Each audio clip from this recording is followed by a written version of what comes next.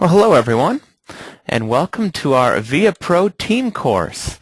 My name is Ryan Nemec, and I'm the Education Director here at the VIA Institute on Character in Cincinnati, Ohio, in the Midwest of the United States here.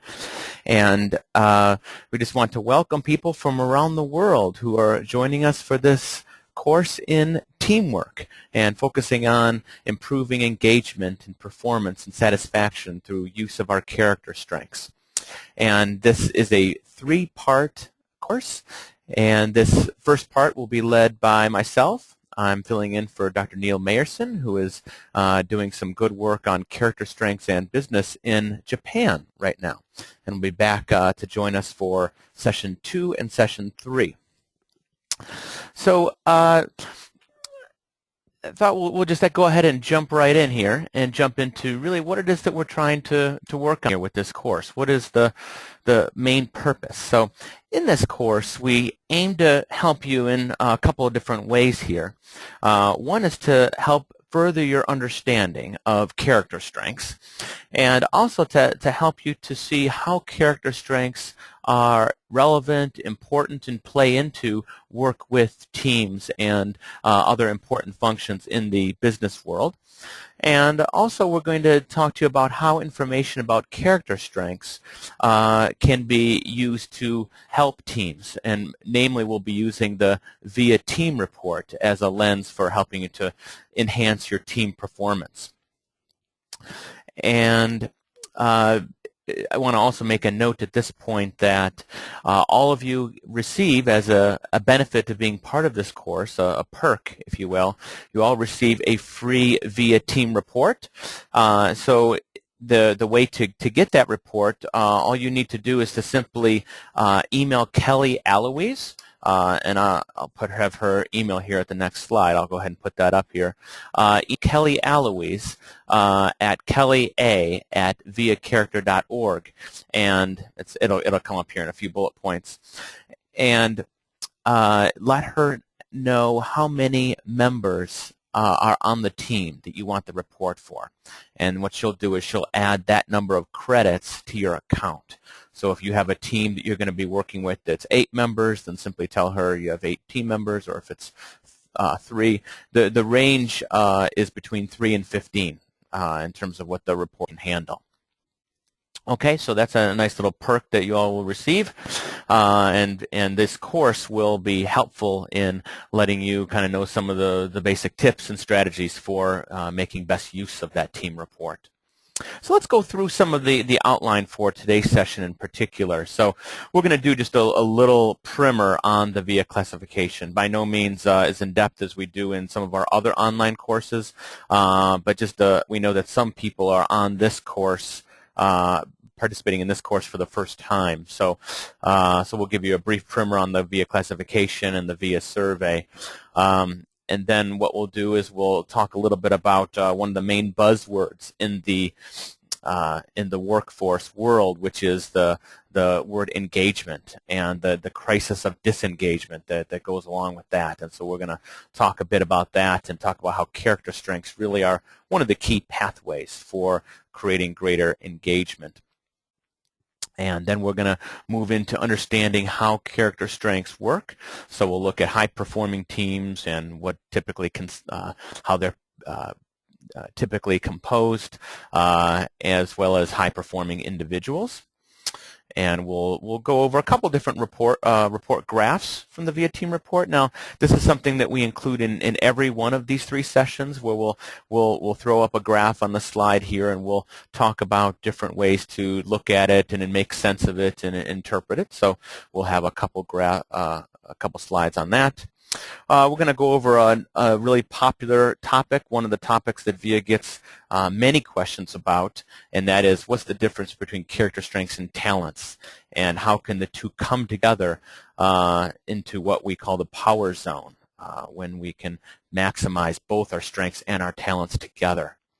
And if there's time, we'll do a little bit of summary, and then we'll talk a little bit about the Skype groups, which all of you will be part of. And there's Kelly's email there on the screen there. And So, like I said, let Kelly know if you have any problems with the technology, and also let her know how many people are on your team that you'll want the report for. And also, we want to let you know that as part of this course, that you'll be able to be part of Skype groups. And so, what this means is that in between session 1 and session 2, and then also in between session 2 and session 3, we'll be encouraging you to get together in your Skype groups for about an hour and to discuss some of the issues and some of the questions that we talk about in this particular course.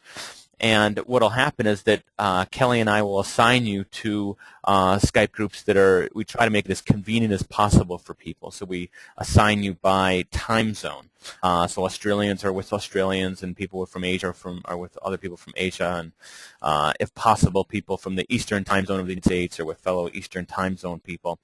And you'll be in groups of somewhere between 3 and 6, maybe 7 at the most. And the idea is to talk about some of the concepts and really to try to bring this work even more alive. You know, it's one method to listen to Neil and I lecture and talk about examples and go over graphs and core concepts, and that's great, a wonderful way to learn.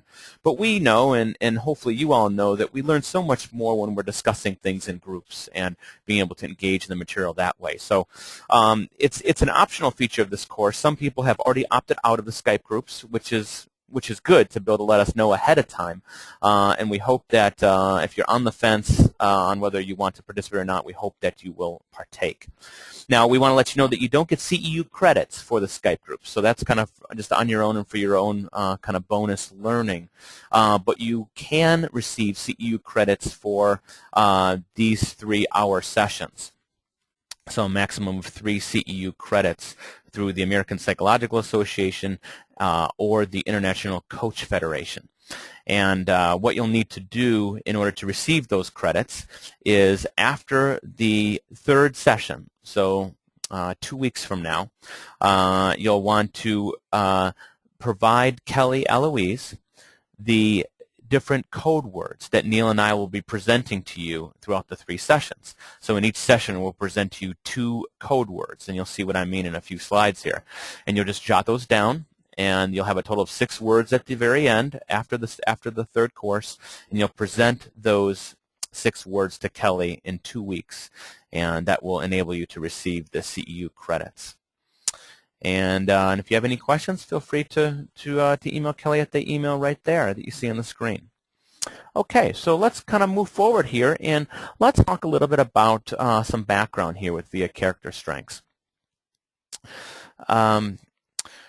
So really, this work, I'm going to condense this big story into just a couple minutes here, but this work with VIA Character Strengths really started back when Marty Seligman was the president of the American Psychological Association, and he called for a more positive psychology. He called for psychologists to not only look at what's wrong with people, which psychologists had been studying and researching and looking at practices quite vigorously for many decades, looking at depression and addictions and anxiety disorders and panic disorders and how to diagnose and treat all of these problems. And psychologists had done some work, but not as extensively in terms of what's going right with people.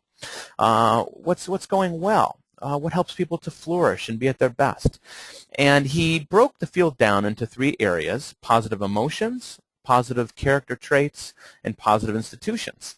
And so Neil Mayerson, who is a psychologist here in Cincinnati, was reading Marty's work and decided to contact him because he was intrigued by this idea of positive character and positive strengths. And so the 2 of them hit it off and began to push forward on this idea of how do we make sense of positive character? What does that entail? What does that even mean? And so they then recruited some of the top scientists in the field and conducted several scientific meetings and gatherings to try to make sense of this. And really, to make a long story short, what was found was that there's no common language for talking about what's best in people. what you might think of as no consensual nomenclature. And so then Neil and Marty said, well, we need to create that common language. And so so Neil asked Marty, who's the best person in the world to lead such a project? And Marty said, well, Chris Peterson would be the best, and I don't know if he's available, but I can check. And so Chris was available, and went about leading this charge of creating a common language of goodness. What have the greatest philosophers and thinkers throughout time had to say about what constitutes a good life and a life of flourishing and human virtue and strength, etc.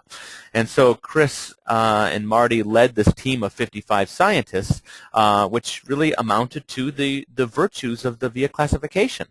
They found that across religions and philosophies and the greatest thinkers throughout time, anybody who's written any kind of work on virtue, essentially refers to 6 main themes: wisdom, courage, humanity, justice, temperance, and transcendence. Those became the virtues of the VIA classification. And then through another rigorous criteria process, developed the 24 specific character strengths. And these were all found to be universally valued and universally found across cultures. Robert Biswas-Diener was one of the pioneering researchers who back in the early 2000s traveled to some of the most remote areas on the planet to see if these character strengths and virtues were found.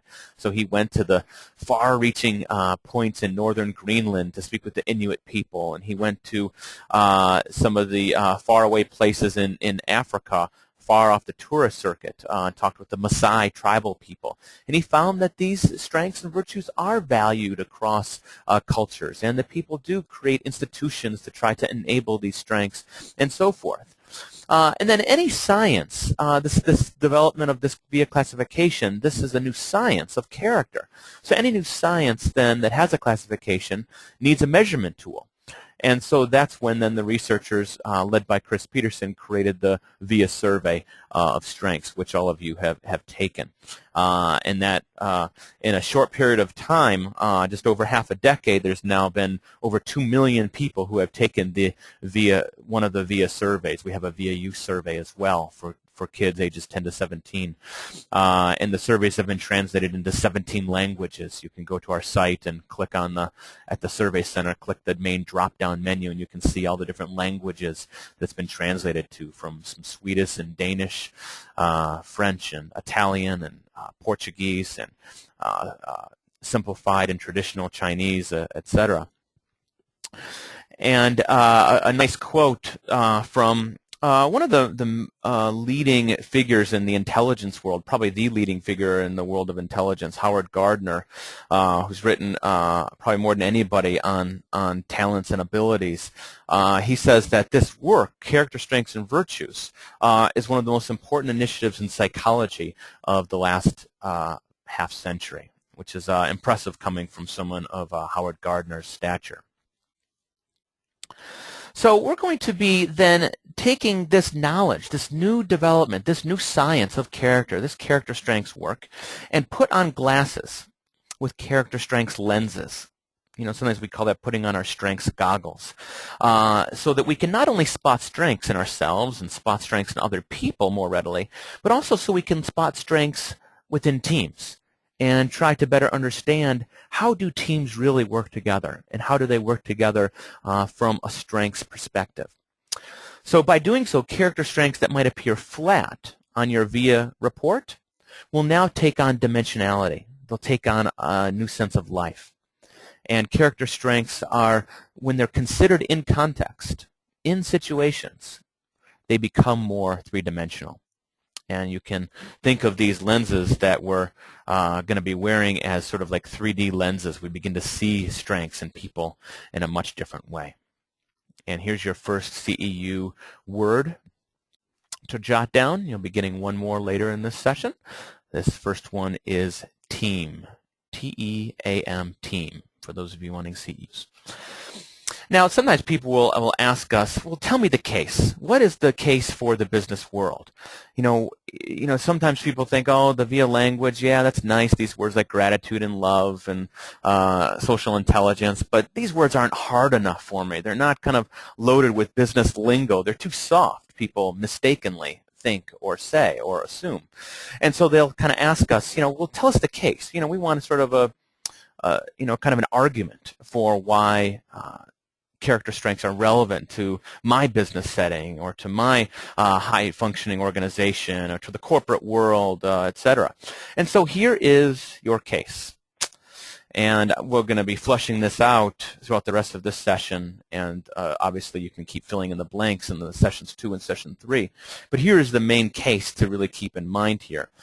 And we're going to go through these more in a moment. But as a general overview, the disengagement at work leads to poor performance. Very clear. We all know that firsthand. We know that from a data perspective. We know that from an experiential perspective. If you've worked in the business world, talked with people in the business world, that's kind of an obvious point.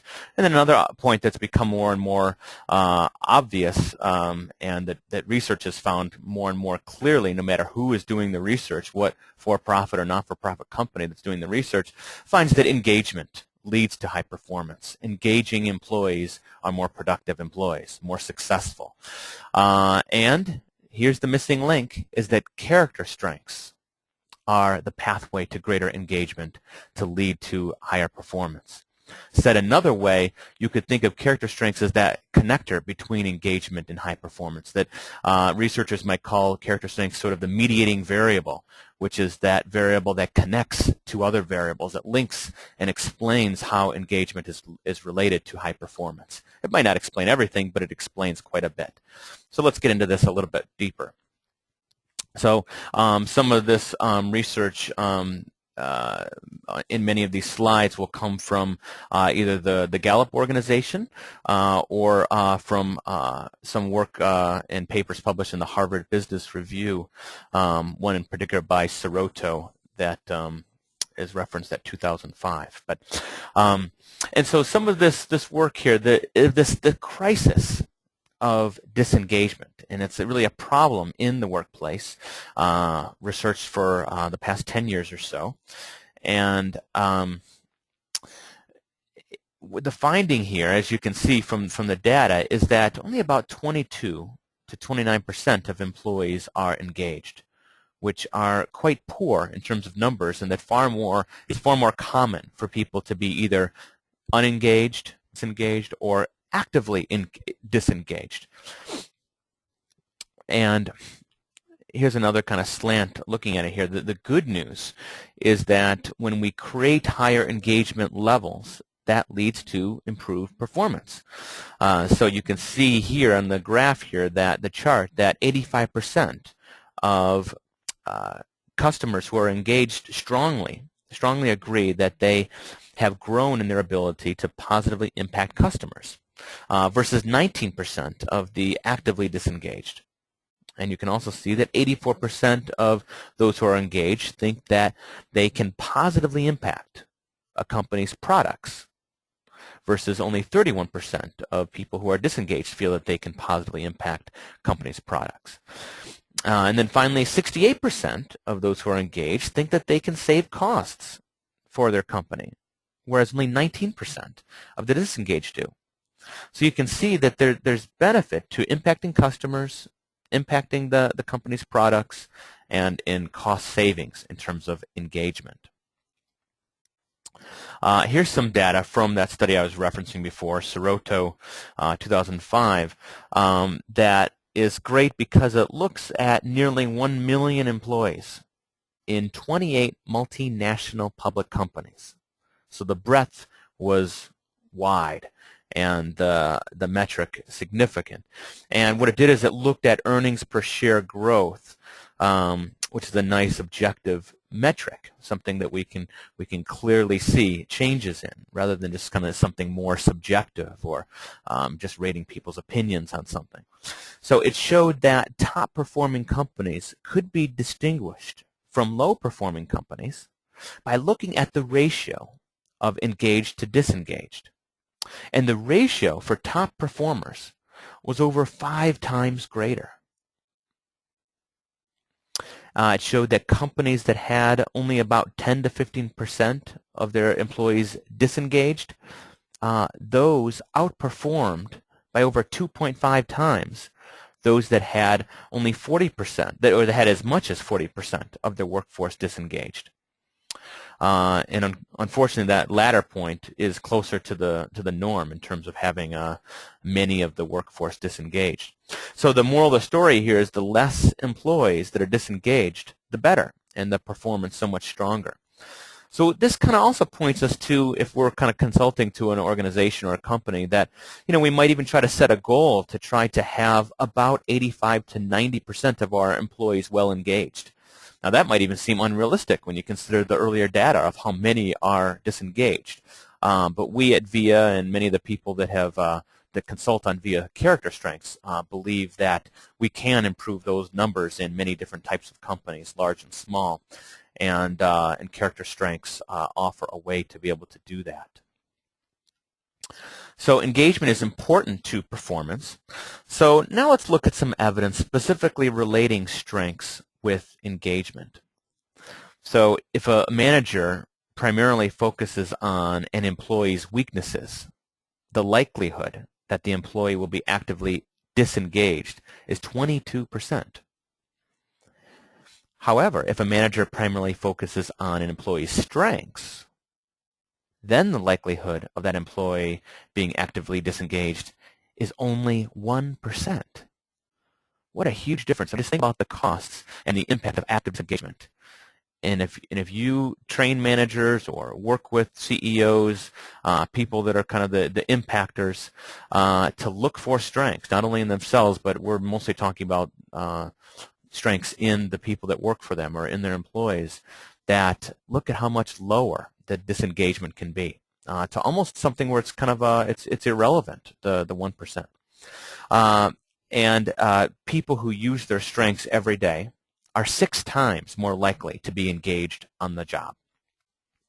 This is kind of reminding me of another little piece of data that I'm just kind of going to tell you off the cusp. It's not part of these slides here, but it just came out maybe a month ago, and it comes from some of the leading researchers in Europe who deal with character strengths. Willibald Rook, Renee Proyer, and their team at the University of Zurich, and what they found, a number of different things. I'll just tell you one or two of them.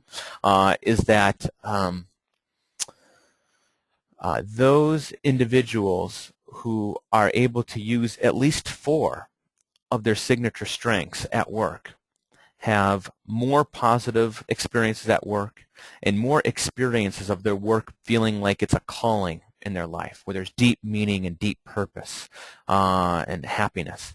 So I just present that to you because it's nice to sometimes have those little kind of numbers that are cutoff points.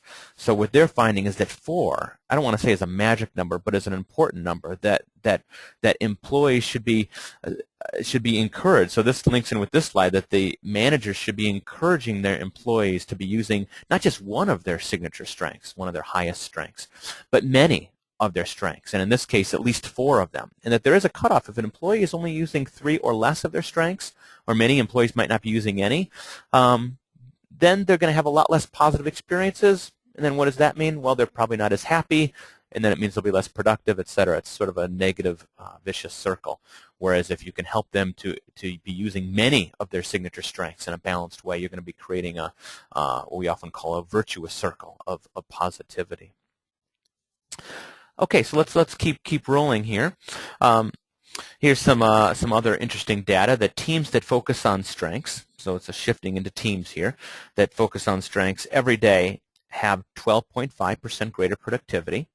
Teams that receive strengths feedback have an 8.9% greater profitability. And among employees who receive strengths feedback, their turnover rates were almost 15% lower than those who do not, or who do not receive strengths feedback. So that is some Gallup data there. Now, here's some data from the Human Performance Institute. If you don't know what that is, it's an institute that's part of MIT. And so survey data shows that when employees are expressing their strengths at work, they're more engaged, and when a company has a greater ratio of engaged to disengaged, the employees are performing better. So we can look here now at some evidence of a different nature here from the Human Performance Institute. there they study actual behaviors of groups. So they study each and every interaction and communication. All of these interactions and communications are recorded and studied when they're evaluating and studying work teams. So it's behavioral data. And they compare higher and lower performing work teams. And they've derived a few different insights that are relevant for understanding high-performing teams and the role of character strengths. And what they found is that high-performing teams have a very networked pattern of communication where everyone is talking with everyone else, as opposed to what some of you have maybe experienced in some organizations, or certainly when you've been consulting. There might be more of a wheel-like communication pattern where everyone only communicates with a central person or a central office, but not really interacting a whole lot with one another. You know, some people call that sort of a silo approach, where everyone's sort of separated off in their own little sections. So the Human Performance Institute here is finding that highly interactive patterns of communication are important. In one example from the Institute, they cite a call center in which individuals take calls and are evaluated based on how quickly they can handle a call. So they refer to that as call handling time. And basically, the more calls that they can handle, the more revenue they can generate. To get the lowest possible call handling time, what the company had originally did was they offered very little time for breaks, like coffee breaks, and instead they handed out the coffee individually so that people wouldn't take the break and dally around at the coffee and kind of wasting time, or what they would call non-productive time. And when the Human Performance Institute consulted with this company, they suggested to this company that they give people group breaks so that they would have a chance to talk with one another about personal matters, but also about work-related topics. So this is kind of getting to into that highly interactive patterns of communication that's important. And the result was shorter call handling times and a cost savings of $15 million for the company in improved efficiency. Just extraordinary. And so it's a perfect example of how a company must pay attention to the fact that their workers are human beings, and that human beings have things about them that are important and that human beings like to do, which is to communicate and talk with one another, and that can actually be encouraged in a way that ends up creating greater engagement and success. So the Human Performance Institute talks about social intelligence as playing a role with regard to engagement. And of course, all of your ears hopefully have popped up when I said the word social intelligence, because that's one of the 24 character strengths that have been found to be universal across cultures. So that might be one of the strengths that you might sort of play into or help bring to the awareness of the people that you work with. Now, let me give you two more points that they talked about, and they both actually relate to specific character strengths. So a second characteristic of high-performing teams that they found is that high-performing teams explore beyond their immediate group. They talk to people outside of their close network. So they talk to other divisions in their company, and they talk to competitors, and they talk to vendors, and so on. So what they do is they explore, and they then bring that information back to the group to help to inform their group, their team, their company. Now, in terms of VIA character strengths, what strengths are those? So I'm hearing you say, and you're right, it's the strengths of curiosity. So that's that exploration, sense of interest, sense of inquiry. And I also heard you say correctly, perspective.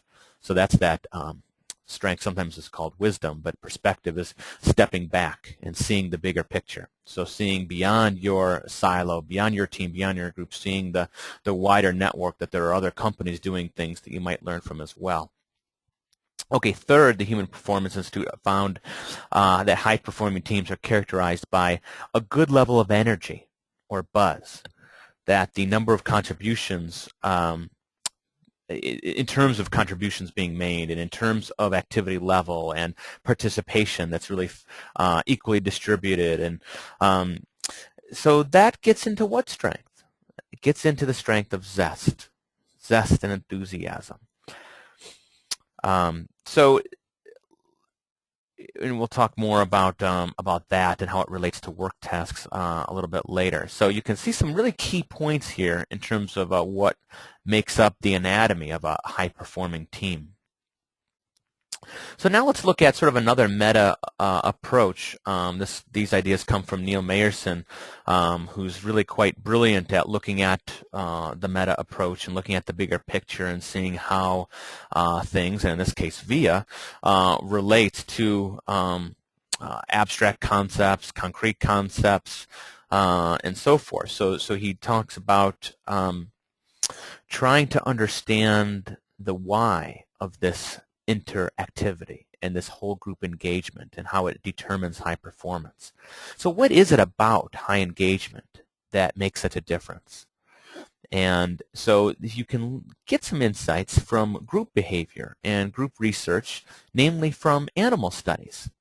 So specifically from studies of say, animal swarms and flocks. And looking back to evolution, that seems that animal species have a kind of self-organizing system, self-organizing way about them that's really imbued in their evolutionary survival value. And so we can take, for example, a flock of starlings, like you can see in the picture on the left. And when you look at that flock, and we've all looked at the sky and noticed birds in this way, and hopefully you've had the privilege of looking at a group like you can see in the picture, where there's maybe hundreds of thousands of them all in one spot like that. And when you look at them, they move in a nonlinear way. And it seems unpredictable up there in the sky. It's amazing. Those of us with appreciation of beauty and excellence marvel at it. The birds really are doing something, though. They're organizing themselves. And they're doing that with a few simple rules. One is that the birds have this kind of approach where they are following 6 or 7 birds in their immediate view, the ones closest to them. Second, they abide by the rule of not flying into their neighbor, whatever bird is next to them. And third, they gravitate toward the center of the flock. They err toward the center. And so by following these 3 simple rules, this flock of starlings conserves body heat. They keep a broad view of the 360-degree landscape to keep an eye out for predators, an eye out for prey. And this makes the individuals, in general, less vulnerable to predators who might attack them. And the group as an entirety sort of maintains a sense of nimbleness to change direction rather than quickly if there's an obstacle that might be coming in their way. Each bird has a somewhat different perspective and piece of the relevant knowledge in the group and has a way of transmitting that information quickly. So it's really smart, this self-organizing way. So humans also seem to have an instinct when they come together in groups to self-organize. It's an instinct to not simply line up, but to self-organize. And we can think of this also as, in terms of the basic principles of self-organizing animal groups, as distributed knowledge. And there's a survival value in distributing. So to kind of play that out, let's look at it from a human perspective. And you can see on the right side the image from the popular TV show called Who Wants to Be a Millionaire that was very popular in the United States and was actually very popular in many other countries as well, and I think actually originated in a country outside of the United States, if I remember right. But if you might remember from this, when a contestant is up on the screen, or is up in the game show, they're answering a number of different questions, and they have a few lifelines and that can help them to answer the question if they get stumped. One of the lifelines is they can phone a friend. They can call one person that has been agreed upon before the show, maybe an expert on certain knowledge, and they can ask that person within a short amount of time the question, and then that person has a short amount of time to answer that question, and they can then the contestant can then choose to go with that answer or not. Another lifeline is the lifeline of Ask the Audience, where the contestant can take a polling of the audience and what the audience's response, A, B, C, or D, is to a particular question. And as you can see on the screen here, there's the percentages. The phone a friend of the person's expert got the answer correct 65% of the time. However, the Ask the Audience got it correct 91% of the time. So this is just another example of that natural self-organizing principle that humans are able to have, what we call that concept of distributed knowledge, which is also key to understanding how organizations work well. Everyone has a piece of the puzzle, and no single person or select group is smarter than the whole. A group of people or birds is less vulnerable when each member has a different perspective to share and communicate to the whole. So we need organizations to be constructed so that individuals are communicating richly with one another. This then becomes a network of people who want to communicate with one another and who trust one another.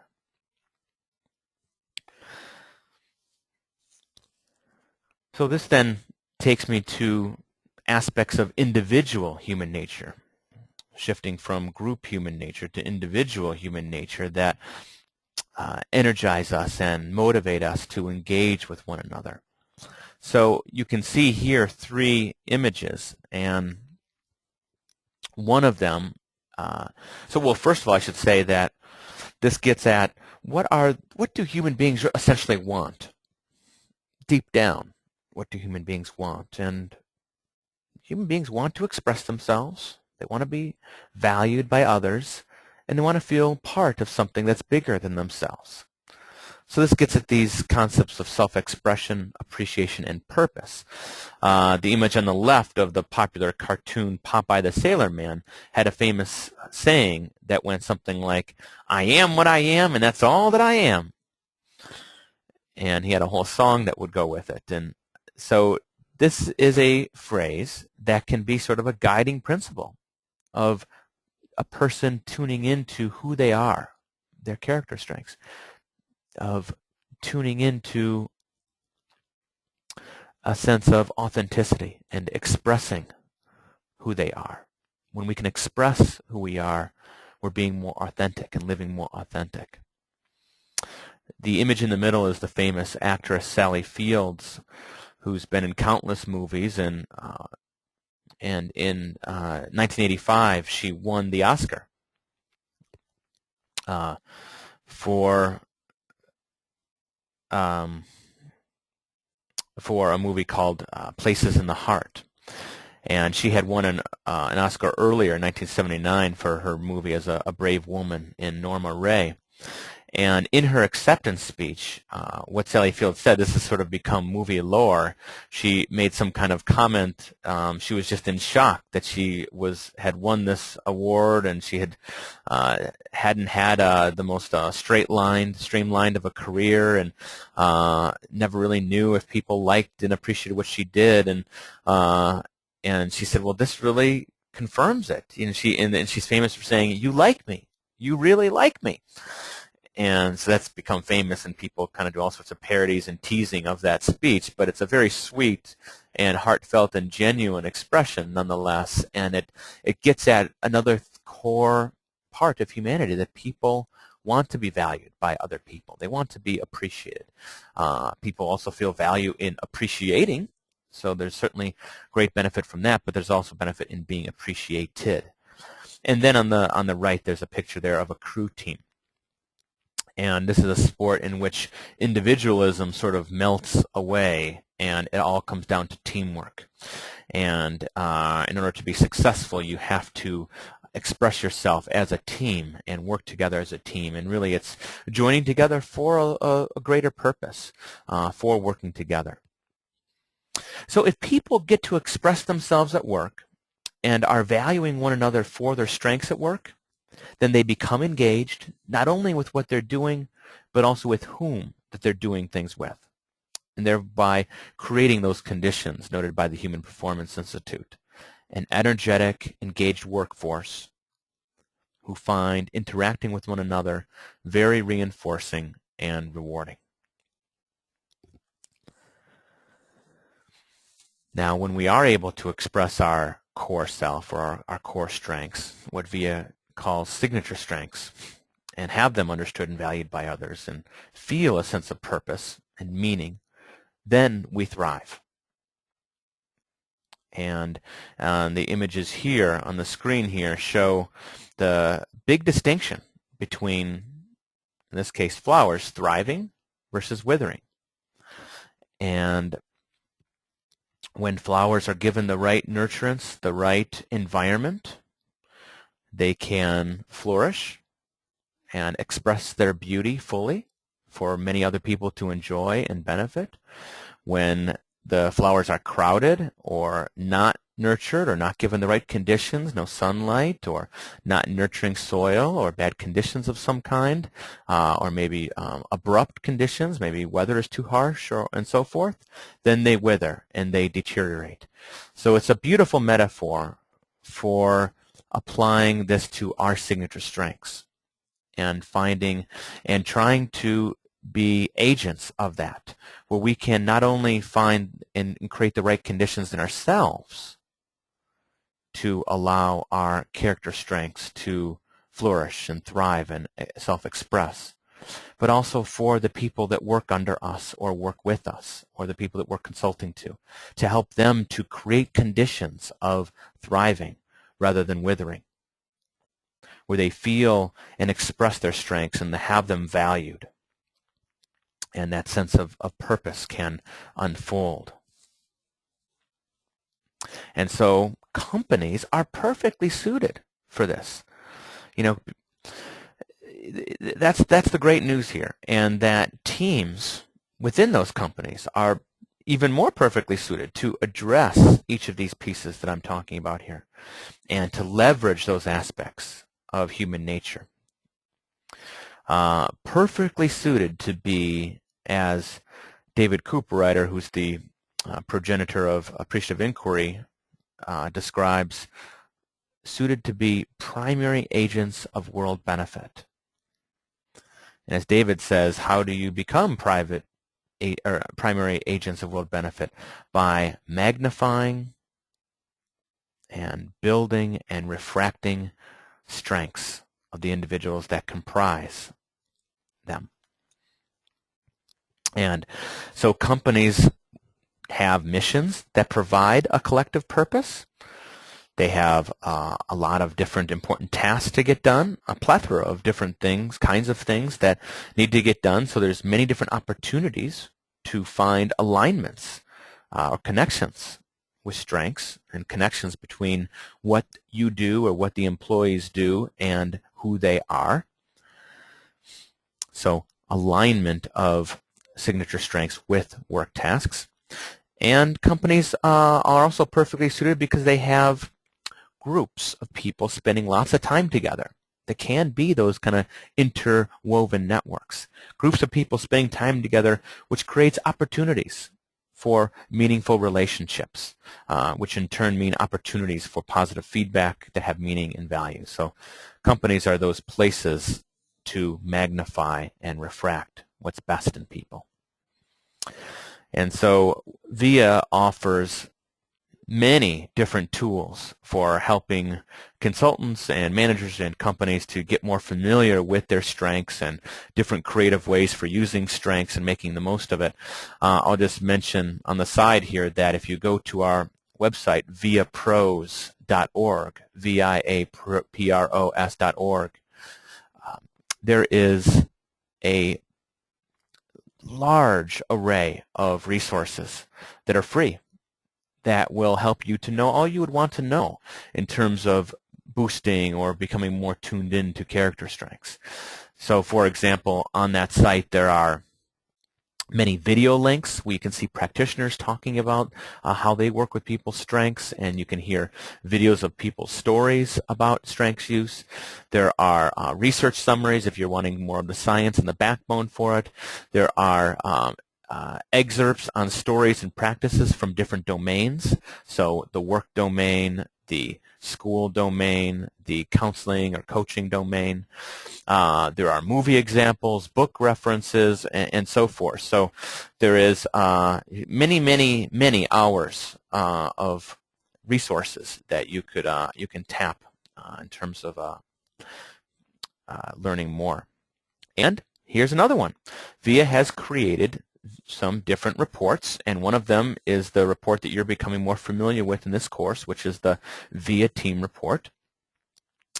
And so let's go ahead and look at one of the graphs from the VIA Team Report. We'll do a couple today, and as I said, we'll do more in future sessions. And so let's begin looking at the application to help to optimize employee engagement. And there's at least three main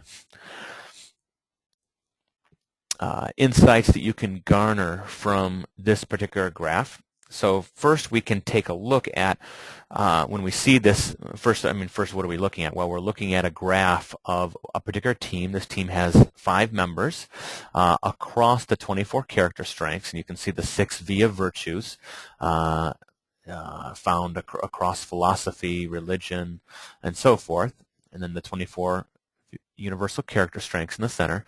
And you see the highest strengths of the different team members plotted across those strengths. And first we can then take this graph and look at whether individuals are expressing their top strengths at work. So you as the consultant or you as the manager or the leader of the team can then ask these questions that I'll go through, 3 kind of main points here. One is, does, say, NEA up there, does NEA feel like he expresses his judgment and honesty at work? So is he expressing his highest character strengths? Does KEL express her curiosity and teamwork? And does she do that on this team? Does the team, in other words, does the team give them the opportunity to do that? So that's my first point for you on this slide is the word opportunity. That's with a question mark. Is the team giving each person the opportunity to express those strengths? Okay, next point. We look to see the degree to which employees are sharing character strengths in common. For those can be points of connection, and they can be points of communication. So in this team, we can see that every team member has at least one other member sharing one of their highest strengths. So this is where we're looking at the key word here is commonalities. Where are those kind of points where there might be high energy on the team because there is a lot of common strength expression? They can really relate to one another in that way. And a third point is we can look to see the level of diversity that the team has by seeing the degree to which the dots cover the entire table versus being heavily clustered. So research has indicated that diversity matters, and when it's a diversity of thinking and talents, different people can then do different things. So here you see that 5 of the 6 categories are covered by 60% of the team, and the other by 40%. So we're kind of questioning what's the coverage of the strengths, and the kind of the key word here that we're questioning is the diversity. So that poses some ideas for you as the consultant using that graph. Let's look at another graph here. Oh, let me go back and say one more point here. This also begins to, we'll play out this more later, but begins to bring up a distinction between what VIA sometimes calls positional leadership versus conditional leadership. particularly actually on this graph. So positional leadership are those roles in which somebody's position is to be the leader. They're the manager, or they're the team leader, or they're the CEO, and so forth. And then there's something called conditional leadership, where any team member can step up and use one of their strengths in a particular situation. So the situation or the conditions can create the opportunity for that person to bring forth their unique character strength. So this graph here is particularly helpful for being able to pull out what are the unique character strengths that Joe or Sam or Pam or Nick or RAL have, and that in certain situations the team can maybe even rely that when the conditions are right, Joe can step up for creativity. When we really need to have a good brainstorming session, he's the only one that really brings creativity strongly, so he better be at that meeting. And maybe he even needs to lead that meeting, or at least lead part of that meeting. Or maybe if the team is really feeling down and struggling, Joe's the only one that's high in humor. So we're going to look to Joe to be able to come forth with a sense of playfulness, not in a sense to be rude or to be too insensitive in some ways. Joe's going to have to use his strength in a balanced way, not overuse his humor, but nevertheless, we're going to be looking to him to bring that forth. Maybe we're going to bring forth Sam for their prudent strength. In certain situations in which we really need a lot of planning. We need to be conscientious of the time, and we need to really have a very productive meeting that we get through these 10 different tasks, and we only have 60 minutes to do it. So Sam, your prudence and your time management, your conscientiousness is going to help us stay on track. So Sam, please help us in doing that. And I mean, we can go on and on. Pam, we're going to really need your questioning and your curiosity at this next meeting here, because we really need to explore this stuff in depth. Nikki, we need to figure out where we're going with this stuff. So we're going to really rely on your perspective at a meeting in a couple of weeks, because you're so good at providing us with the bigger picture and how the mission of the organization really plays out, and so forth. Okay, so that's a couple of the graphs. Now let's move into that popular topic of talents and character strengths. So we've been talking up till now just about character strengths, and character strengths are really the domain of VIA. But character strengths are often confused with other types of strengths. So one type of strength that character strengths are confused with is the strength of talent. So let's help to distinguish this a little bit. On the slide on the left, the image on the left, you can see a young girl practicing and developing out talent. And on the right, you see a young woman, Esperanza Spalding, ecstatically engaged in expressing her talents by finding self-expression in them. So you can see that talent is a matter of what we can do. Often it's what we can do well. Doesn't mean that we do it well, but we have the potential to do it well. And character is a matter of what we care to do well. It's what matters most to us. It's what gets our juices flowing and makes up our psychological identity, our positive personality. It's really who we are at our core. So character can inform us on how to direct our talent. Now, Howard Gardner, I have mentioned earlier, has articulated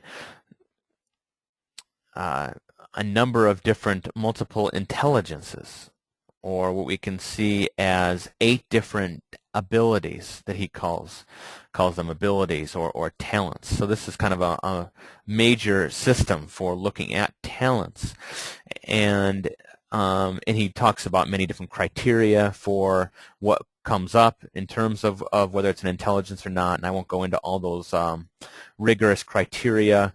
This is basically these multiple intelligences or abilities this is some of the most respected work in all of psychology. It's actually his book which is called Multiple Intelligences is always on the top, say, 50 list of psychology books in history.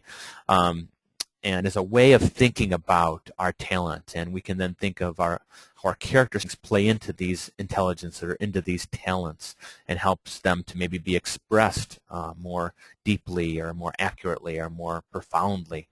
And a way of thinking about all of this is that talents are the vehicles for expressing our character strengths. that we express our character strengths with our various talents. So talent or skill is necessary, but it's not a sufficient condition for success. Sometimes if a person is just expressing talent without character strengths, it can be empty, an empty expression of themselves or of who they are. Because who they are is their identity, their character strengths. Another metaphor is that character strengths are the fuel and the rudder that energize and direct our talents. Or they are the wings upon which our talents and skills can then soar. So when character strengths get included in the picture of the things that need to be nourished and developed in a company, then we become better poised to sustain success over a long haul, which ultimately is the goal of all companies. And like weight loss, most companies can do well for a period, but then it's hard to maintain. So we're talking about in this course can help sustain high performance. And we can only get so far on raw talent to adapt to challenges and to sustain performance over time. We need the fuel and direction provided by character strengths. To go from good to great, to play off the popular business book, to go from good to great, we need to combine talent with character strengths. And said differently, team members want to feel valued for who they are in addition to what they can do. And what we like to think of as the power zone is a matter of helping somebody going from good to great, and it's about combining our talent with our character strengths. That when we can do that, we're in the power zone. We're in a zone of maximal effectiveness. And this is important for individuals, and it's important to create a power culture between individuals. Here's your second CEU word for today, the word work, W-O-R-K. And I'd like to just go ahead and jump now to our Skype call, and a Skype call information, I should say. So, so later today, you will be getting an email from myself, and it'll be the Skype group assignment. If you happen to be listening to this call right now and you don't want to be part of a Skype group, if you've already let us know, don't tell us again. But if you haven't let us know and you absolutely cannot be part of the Skype group, then please email me right away. But if you don't email me in the next hour or two, then you'll be assigned to a Skype group, and we'll assign different roles for everybody, just as a way to help give you a jump start. You can see the roles right there on the screen there. Everyone participates equally, but we try to give every Skype group a jump start, because you got to act on this stuff quick, because we only got 2 weeks here to really engage in the program in terms of the Skype groups. So we try to do that by assigning roles, and one of you will be the facilitator, and that's the person that gets everyone involved and organizes the call, tries to be a catalyst to get the group going. One of you will be the reporter who conveys any key questions or key insights from the group to me after your Skype sessions. And another of you will be the Strengths Explorer that explicitly encourages discussion about strengths. And another is the Strengths Spotter that reports on strengths being expressed. Now, please don't fall into these rules or in these roles too rigidly. You know, anybody can kind of get the call going if you find that your group is lapsing, or somebody's not checking their email very often, or if somebody doesn't want to be the reporter, then you can take on that role. So so these aren't hard and fast. It's just to try to get things going. What groups find is that the sooner you get going, the better. To not delay or procrastinate on this, to just jump in. And so one discussion topic before session 2, before next week, is to share times when your character strengths and your skills or your talents came together. So when you were in the power zone. So that's what you can talk about in your group. And I know the groups tend to take a life of their own, so allow the group to go into other fun and exciting and interesting domains, but maybe you can hit on that topic area at least a little bit.